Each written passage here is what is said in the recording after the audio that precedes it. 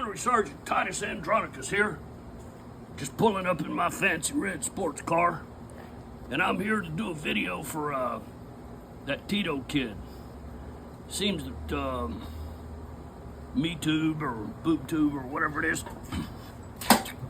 won't allow him to do this video because, well, he's not an old guy like me. Today, we're going to be talking about this girl right here. This here is the M1 Garand. Now, Garand is the name. That's the name of the guy from Canada who invented this rifle for the United States of America. Actually invented it for his own company. But General George S. Patton called this the greatest battle instrument ever created. Garand created this when? Back in invented it in 34, 36? 32. 32? I believe. I'm not completely sure, but I think that's... And semi-automatic, gas-operated recycle on the bolt. 8 rounds. 8-round clip. Just like that. To release the clip, you, let's see. You have to release the bolt. Or to release the bolt. What do you do? That right there? So you gotta keep that down, and then it's gotta give it a little. So you pull it back a couple times. There must be some. Oh, stop! There it is, right there. Okay. What this here is the ammunition that there M1 shoots. That is 30-06, and it is American Eagle is the one that makes it nowadays for this. This is a limited production ammunition. It's what they call, what do they call this? Ball. M2 ball. M2 ball ammunition. Now, why they call it ball ammunition, I have no idea. Ain't no ball to it. There's a bullet.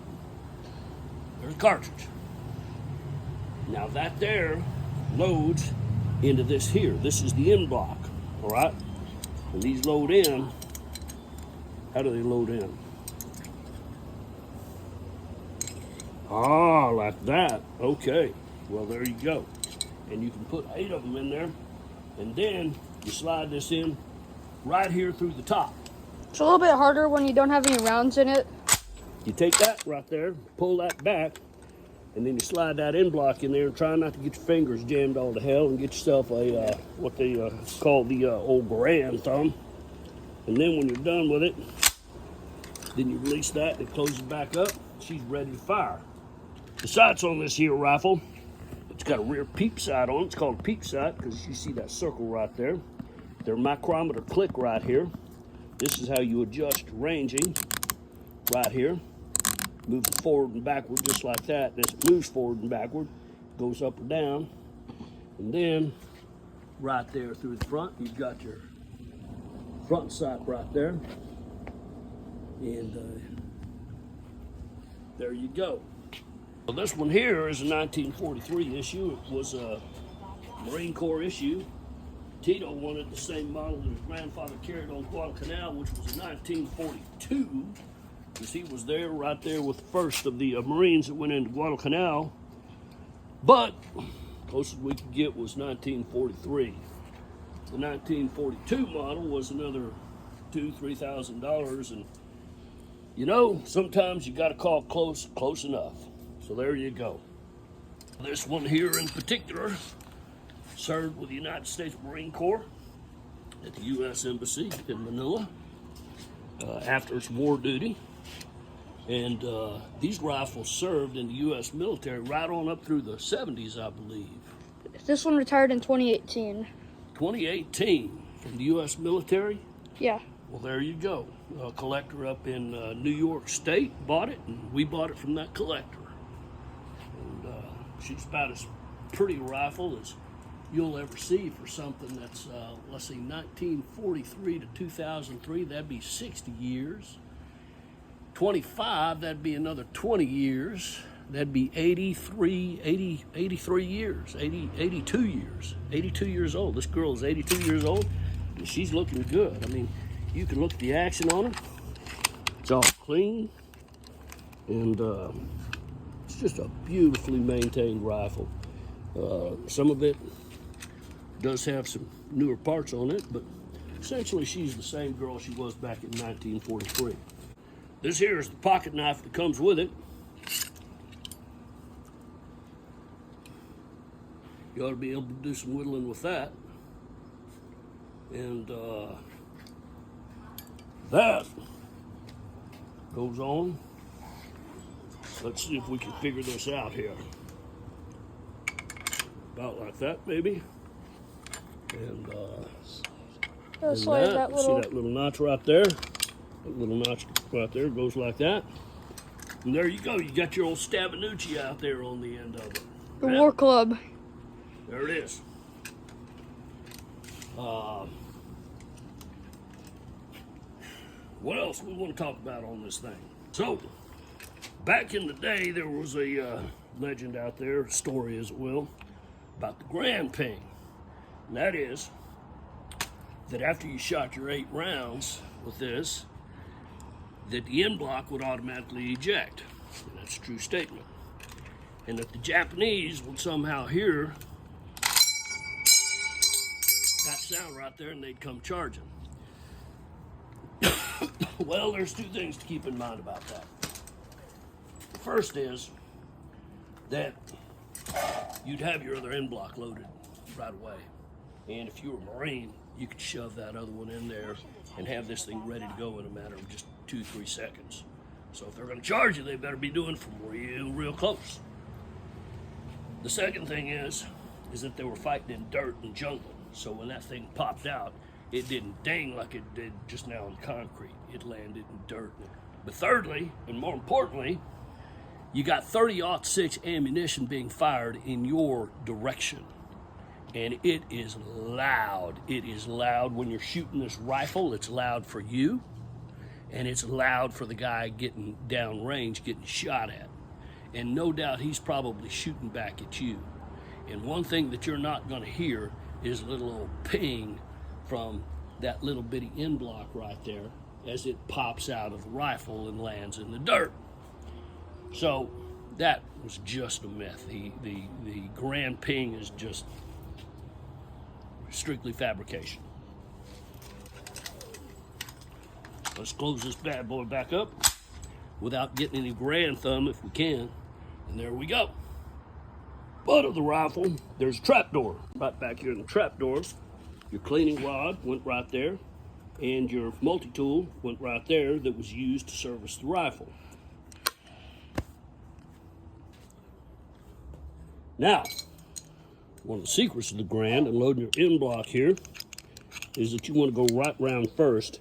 It makes life a whole lot easier when you're going to slide this thing into the magazine of the rifle and reduces the entire issue of Garand thumb. Right round, left round, right round, left round. We'll take and sort all this out in just a minute. Right round, left round, right round, left round. Hooty doody, hooty doody. And last one. There you go. And they're going to be staggered like that. You want them staggered. Okay, that way they feed into the firing chamber nice and smooth like. You want the firing chamber nice and oiled up. There you go. Now, back we come. In we go. And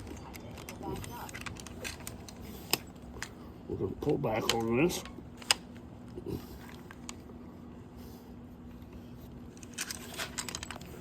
Now, even old Gunnery Sergeant Titus Andronicus is careful of this, because I'm going to tell you that Garand thumb is not a good thing. I can't get in there. There she is in there. Now, and as you can see, we're going to have a round already chambered up in there. You can see the brass right there. This thing is ready to fire. You got a safety right here, okay? But anyway, what we're going to do is we're going to eject this thing and pull this magazine on out. Let's see, where's the magazine release? Right there, is that it? Yep. And there we go. One magazine release. Rifle is safe again. Now we're gonna drop the auto feed on it.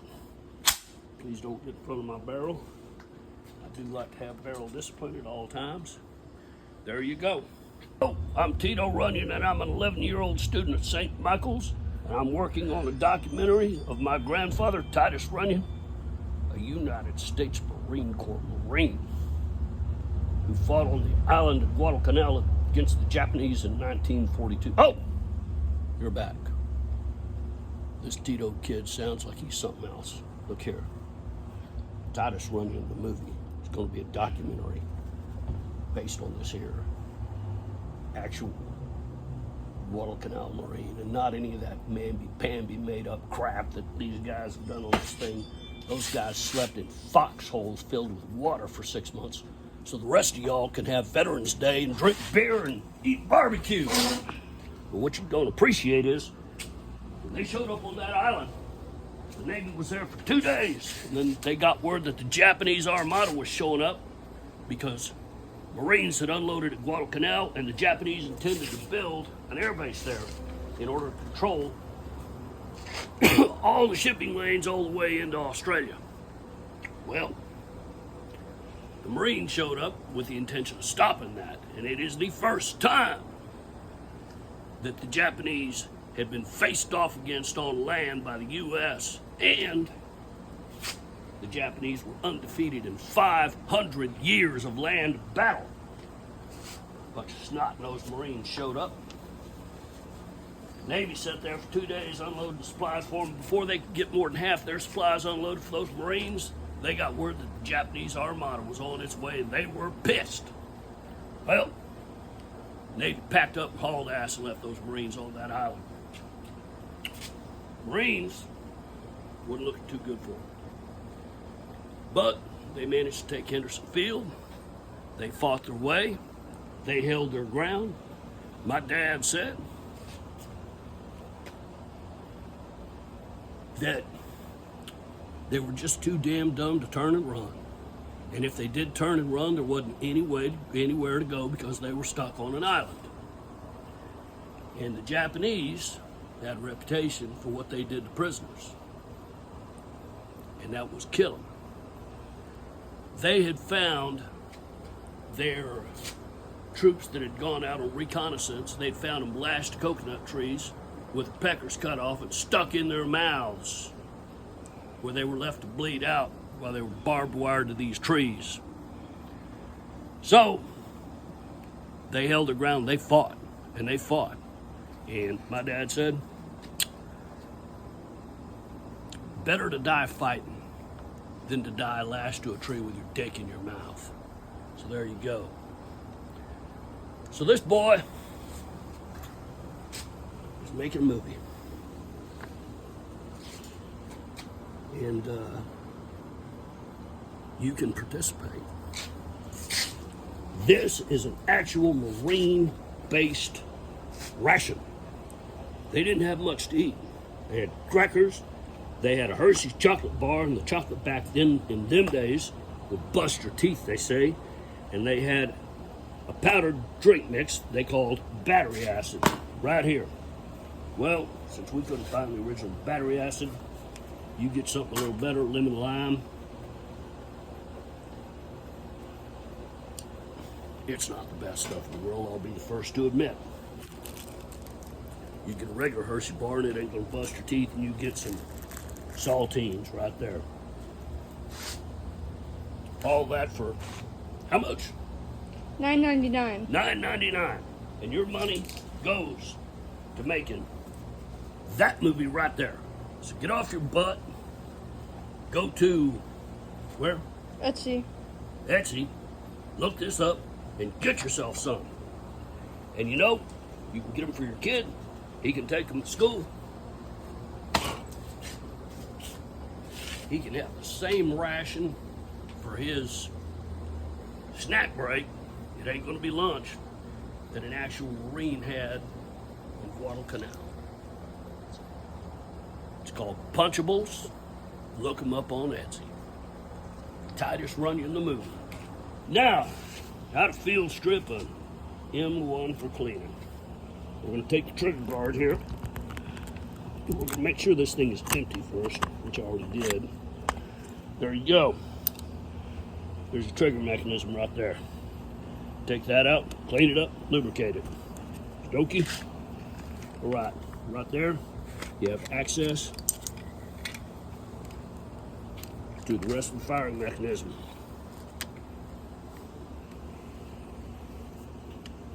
You want to clean and oil all that. Make sure it's nice and clean. Clean your barrel.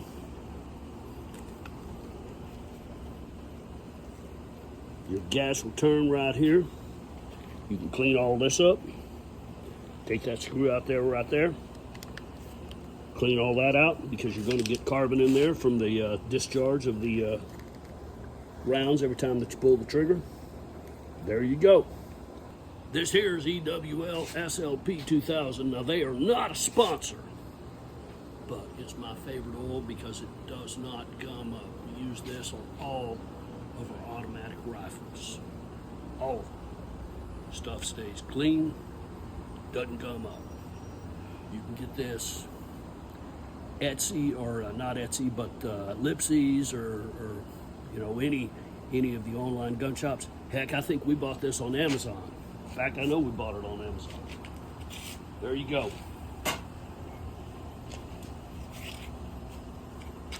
Well, I'm going to tell you something. It's a true story. That Marine I was telling you about, Titus, well, he had some thoughts on the war. And he said, son, there is no glory in war for those left to do the killing. He came to have tremendous respect for his Japanese opponent. And what he said about it was, I will tell you this. When they took me off that island on a stretcher 3 months after I waded onto that shore of that island, I was in the same pair of clothes that I had on the day I waded onto that island. And he said, keep his sons out of the military. So I'm going to tell you, I'm proud of my boy for being a proud grandson of a man who did what he had to do for this country. And I know that him and his 3 brothers would do whatever they had to do, just the same as I would. But I'm also going to tell you that all these movies that glorify this stuff, it's not what it's all about.